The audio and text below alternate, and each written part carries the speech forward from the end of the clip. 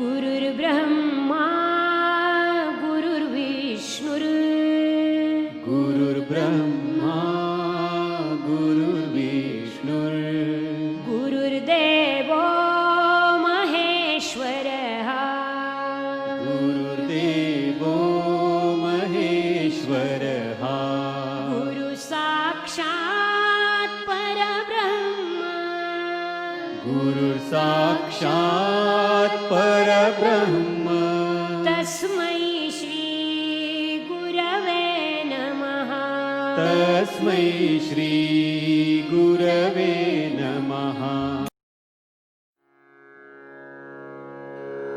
ॐ नमो भगवते वासुदेवाय ॐ नमो भगवते वासुदेवाय ॐ नमो भगवते वासुदेवाय ॐ नमो भगवते वासुदेवाय ॐ नमो भगवते वासुदेवाय वासुदेवाय वासुदेवाय।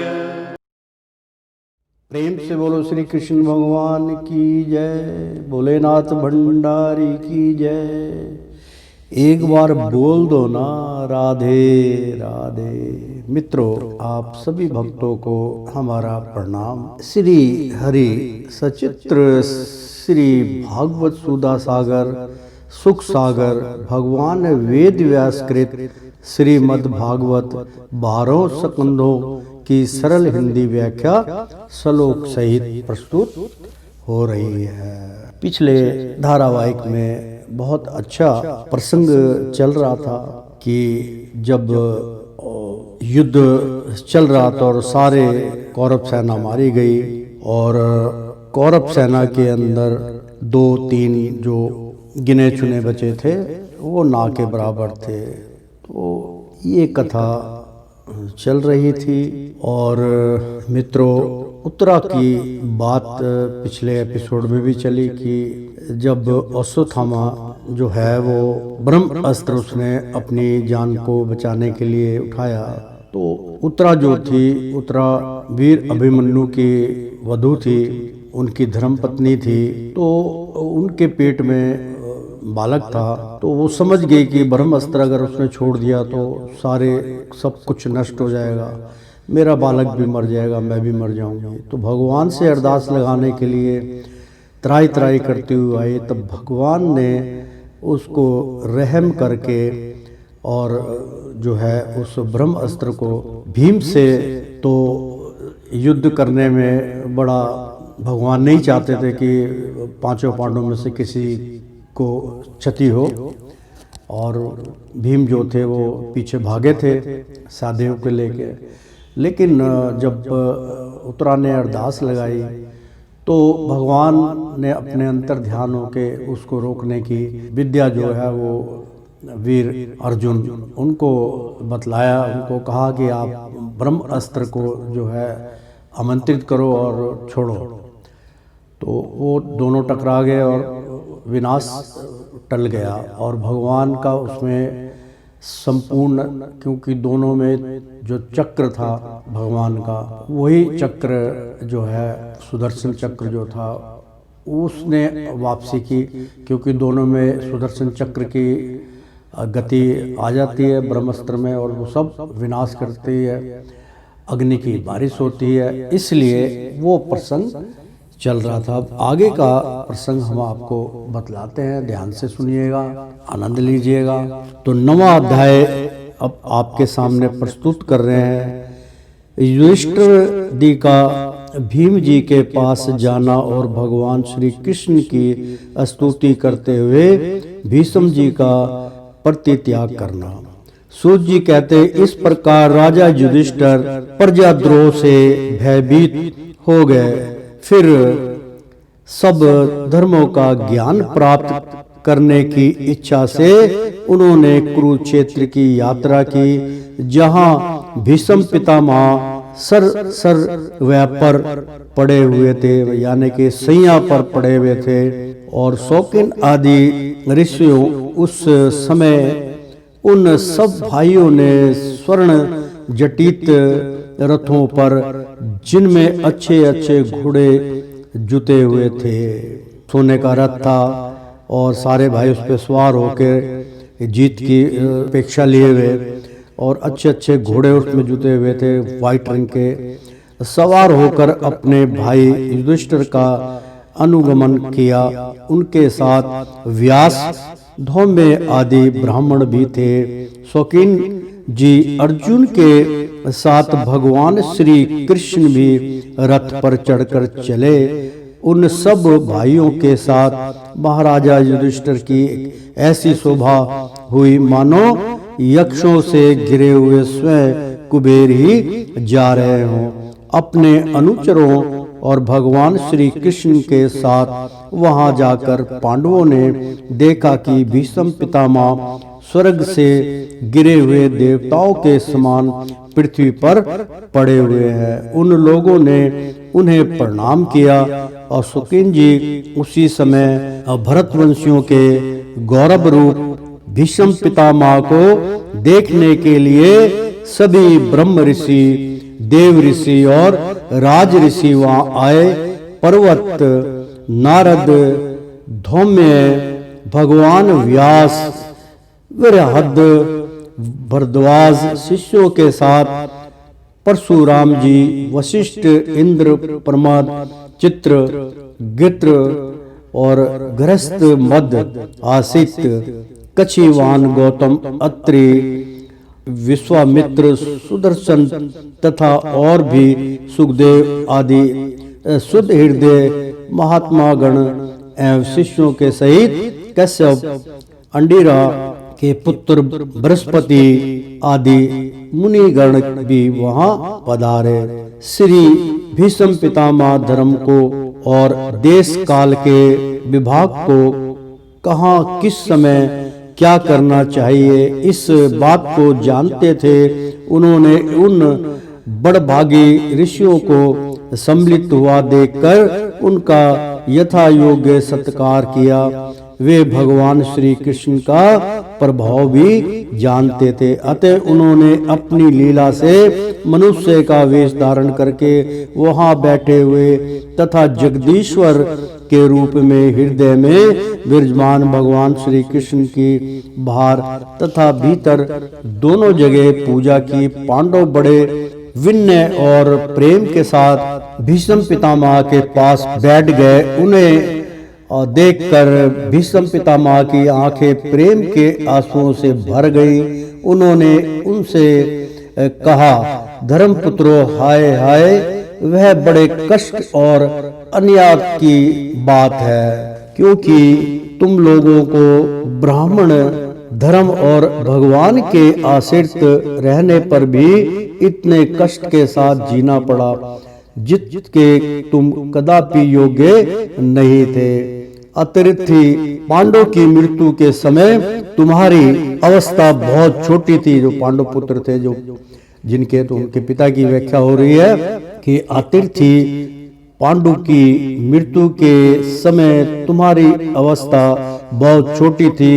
उन दिनों तुम लोगों के लिए कुंती रानी को और साथ साथ तुम्हें भी बार बार बहुत से कष्ट झेलने पड़े। जिस प्रकार बादल वायु के वश में रहते हैं, वैसे ही लोकपालों के सहित सारा संसार काल भगवान के अधीन है। मैं समझता हूँ कि तुम लोगों के जीवन में ये जो अप्रिय घटनाएं घटित हुई है, वे सब उन्हीं की लीला है। नहीं तो जहाँ साक्षात धर्मपुत्र राजा युधिष्ठिर हो, गदाधारी भीमसेन और धनुधारी अर्जुन रक्षा का काम कर रहे हो, कांडिव धनुष हो और स्वयं श्री कृष्ण सुहद हो, भला वहाँ भी विपत्ति की संभावना है। ये काल रूप श्री कृष्ण कब क्या करना चाहते हैं, इस बात को कभी कोई नहीं जानता। बड़े बड़े ज्ञानी भी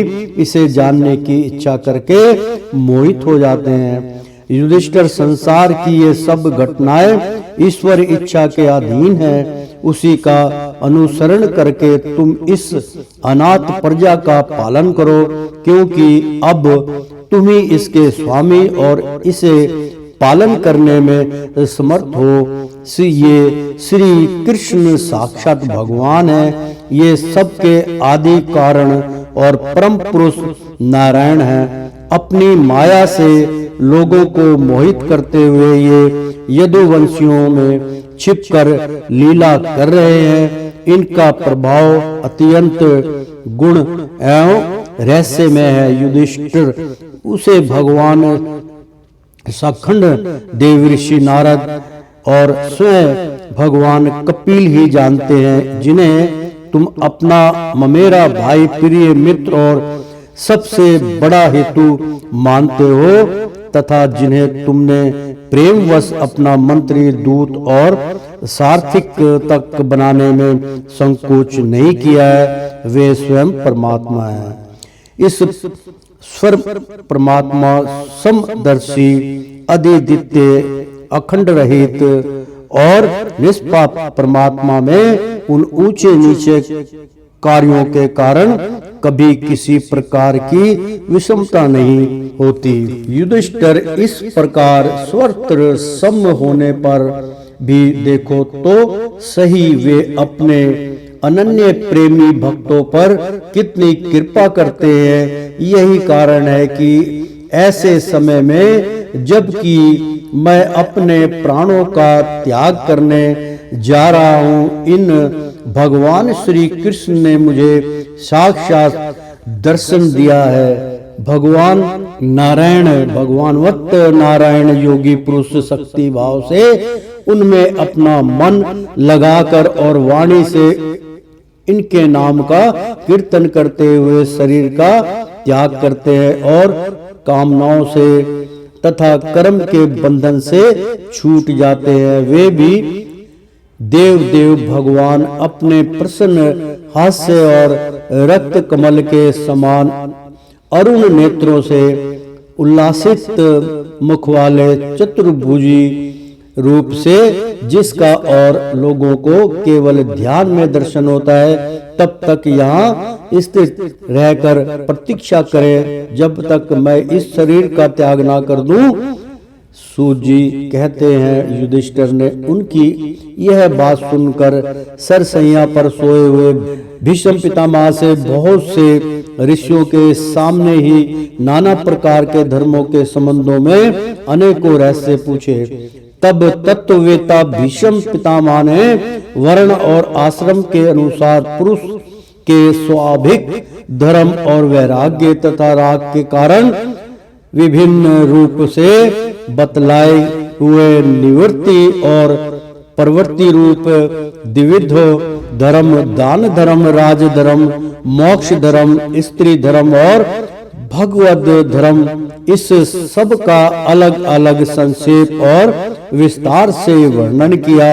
शौकीन जी इनके साथ ही धर्म, अर्थ, काम और मोक्ष, इन चारों पुरुषार्थों का तथा इनकी प्राप्ति के साधनों का अनेकों उपाख्यान और इतिहास सुनाते हुए विभाषक के वर्णन किया। भीष्म पितामह इस प्रकार धर्म का प्रवचन कर ही रहे थे कि वह उत्तरायण का समय आ पहुंचा, जिसे मृत्यु को अपने अधीन रखने वाले भागवत परिणाम योगी लोग चाहा करते हैं। उस समय हजारों रथियों के नेता भीष्म पितामह ने वाणी का संयम करने मन को सब ओर से हटाकर अपने सामने स्थित आदि पुरुष भगवान श्री कृष्ण में लगा दिया। भगवान श्री कृष्ण के सुंदर चतुर्भुज विग्रह पर उस समय पीताम्बर पैरा रहा था। भीष्म जी की आंखें उसी पर एकाटक लग गई। उनको शास्त्रों की चोट से जो पीड़ा हो रही थी वह तो भगवान के दर्शन मात्र से ही तुरंत दूर हो गई। यानी कि शस्त्र जो इस्तेमाल किए जाए, जो शस्त्रों का वर्णन किया गया है महाभारत में, उन्हीं शस्त्रों की चोट से, जो उनके तीर लगे हुए थे उनकी चोट से पीड़ा हो रही थी, वह भी तो भगवान के दर्शन मात्र से ही तुरंत दूर हो गई, तथा भगवान की विशुद्ध धारणा से उनके जो कुछ अशुभ शेष थे वे सभी नष्ट हो गए। अब शरीर छोड़ने के समय उन्होंने अपनी समस्त इंद्रियों के वृत्ति विलास को रोक दिया और बड़े प्रेम से भगवान की स्तुति की। भीष्म जी ने कहा, अब मृत्यु के समय मैं अपनी यह बुद्धि जो अनेक प्रकार के साधनों का अनुष्ठान करने से अत्यंत शुद्ध एवं कामना रहित हो गई है, यदुवंश शिरोमणि अनंत भगवान श्री कृष्ण के चरणों में असंपृक्त करता हूँ, जो सदा सर्वदा अपने आनंद में स्वरूप में स्थित रहते हुए ही कभी विहार अनेक की लीला करने की इच्छा से प्राकृतिक को स्वीकार कर लेते हैं, जिससे यह सृष्टि परंपरा चलती है। जिनका शरीर त्रिभुवन सुंदर एवं श्याम तमाल के समान सांवला है, जिस पर सूर्य रश्मियों के समान श्रेष्ठ पीतांबर लहराता है, श्रेष्ठ पीतांबर लहराता है, यानी कि जो उनका तेज है वो झंडे की तरह लहराता रहता है। और कमल सदृश मुख पर धुंधराली अलके लटकती रहती है, यानी कि उनके बाल घुंघराले अलट के लटकती रहती है, दोनों साइड में खूबसूरती नजर आती है। उन अर्जुन सका श्री कृष्ण में मेरी निष्पट वीरती हो, प्रीति हो।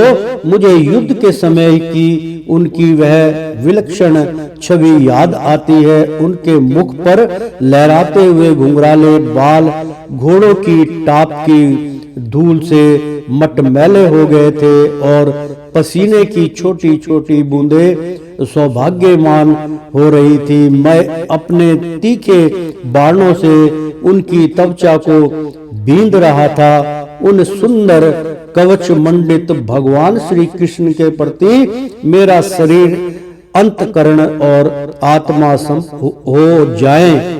अपने मित्र अर्जुन की बात सुनकर जो तुरंत ही पांडव सेना और कौरव सेना के बीच में अपना रथ ले आए और वहां स्थिर होकर जिन्होंने अपनी दृष्टि से ही शत्रु पक्ष के सैनिकों की आयु छीन ली, उन पार्थ सका भगवान श्री कृष्ण में मेरी परम प्रीति हो। अर्जुन ने जब दूर से कौरव की सेना के मुखिया हम लोगों को देखा, तब पाप समझकर वह अपने स्वजनों के वध से विमुख हो गए। उस समय जिन्होंने गीता के रूप में आत्मविदा का उपदेश करके उसके समायिक अज्ञान का नाश कर दिया, उन परम पुरुष भगवान श्री कृष्ण के चरणों में मेरी प्रीति बनी रहे। मैंने प्रतिज्ञा कर ली थी कि मैं श्री कृष्ण को सहस्त्र ग्रहण कराकर छोड़ूंगा। उसे सत्य एवं ऊंची करने के लिए उन्होंने अपनी सहस्त्र ग्रहण न करने की प्रतिज्ञा तोड़ दी। उस समय वे रथ से नीचे कूद पड़े और सिंह जैसे हाथी को मारने के लिए उस पर टूट पड़ता है, वैसे ही रथ का पहिया लेकर मुझ पर झपट पड़े। उस समय वे इतने वेग से दौड़े कि उनके कंधे का दुपट्टा गिर गया और पृथ्वी कांपने लगी। मुझ आताई ने तीखे बाण मार कर उनके शरीर का कवच तोड़ डाला था, जिससे सारा शरीर लहूलुहान हो रहा था। अर्जुन के रोकने पर भी वे बलपूर्वक मुझे मारने के लिए मेरी ओर दौड़े आ रहे थे। वे ही भगवान श्री कृष्ण जो ऐसे करते हुए भी मेरे प्रति अनुग्रह और भगवंत वत्सलता से परिपूर्ण थे। मेरी एकमात्र गति हो, आश्चर्य हो। अर्जुन के रथ की रक्षा में सावधान जिन श्री कृष्ण के बाएं हाथ में घोड़ों की रास थी और दाहिने हाथ में चाबुक, इस दोनों की शोभा से उस समय जिनकी अपूर्व छवि बन गई थी तथा महाभारत युद्ध में मरने वाले वीर जिनकी इस छवि का दर्शन करते रहने के कारण सारूप्य मोक्ष को प्राप्त हो गए, उन्हीं पार्थ सारथी भगवान श्री कृष्ण में मुझे मरणासन की परम प्रीति हो, जिसकी लटकीली सुंदरता चाल आओ भावित चेष्टाएं, मधुर मुस्कान और प्रेम भरी चितवन से अत्यंत सम्मानित गोपियां रासलीला में उनके अंतर्धान होकर जाने पर प्रेमानंद से मतवाली होकर जिनकी लीलाओं के अनुकरण करके तमन्ना हो गई थी, उन्हीं भगवान श्री कृष्ण में मेरा परम प्रेम हो।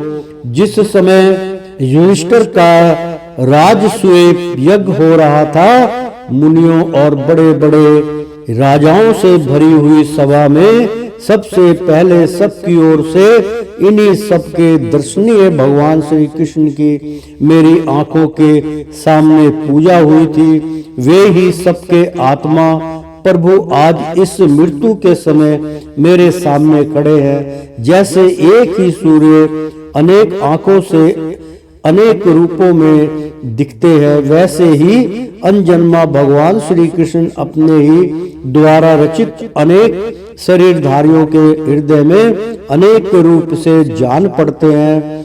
वास्तव में तो वे एक और सबके हृदय में विराजमान हैं। इन भगवान श्री कृष्ण को मैं भेद भ्रम से रहित होकर प्राप्त हो गया हूँ। सूत जी कहते हैं, इस प्रकार भीष्म पितामह ने मन, वाणी और दृष्टि की वृत्तियों से आत्म स्वरूप भगवान श्री कृष्ण में अपने आप को लीन कर दिया।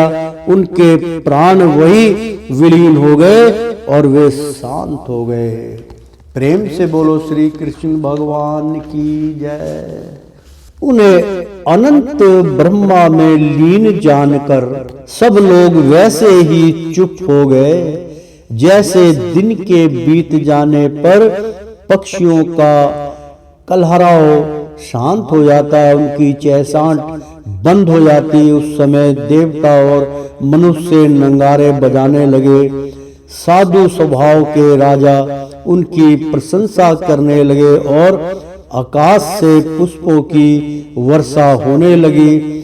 शौकीन जी युधिष्ठिर ने उनके मित्र शरीर की अंत्येष्टि क्रिया कराई और कुछ समय के लिए वे शोक मगन हो गए। उस समय मुनियों ने बड़े आनंद से भगवान श्री कृष्ण की उनके रहस्य में नाम लेकर स्तुति की। इसके पश्चात अपने हृदय को श्री कृष्ण में बनाकर वे अपने अपने आश्रमों को लौट गए। तदनंतर भगवान श्री कृष्ण के साथ युधिष्ठिर हस्तिनापुर चले आए और उन्होंने वहां अपने चाचा धृतराष्ट्र और तपस्वी गंधारी को ढांढस बंधाया कि आपको चिंता करने की आवश्यकता नहीं है। फिर धृतराष्ट्र की आज्ञा और भगवान श्री कृष्ण की अनुमति से समर्थ राजा युधिष्ठिर अपने वंश परंपरागत साम्राज्य का धर्म पूर्वक शासन करने लगे। तो प्रेम से बोलो श्री कृष्ण भगवान की जय।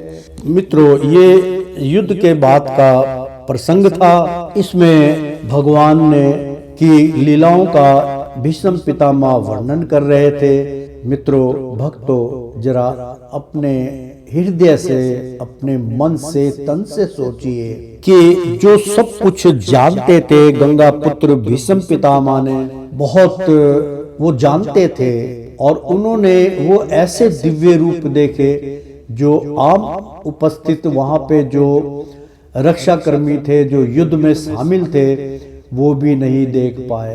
अर्जुन तथा भीष्म पितामह ने ही उनका विराट रूप और देख पाए थे। तो भीष्म पितामह ने अंत समय में यही बतलाया कि मित्रों, भक्तों, अंत समय में भी अगर भगवान श्री कृष्ण का संपूर्ण स्मरण किया जाए, क्योंकि वो लीलाधारी का मतलब है इस संसार की चालन पालन पोषण अंत सब कुछ उन्हीं के हाथ में है। सर्वश्रेष्ठ जो है भगवान श्री कृष्ण है, उनके अलावा संसार में और कुछ नहीं है।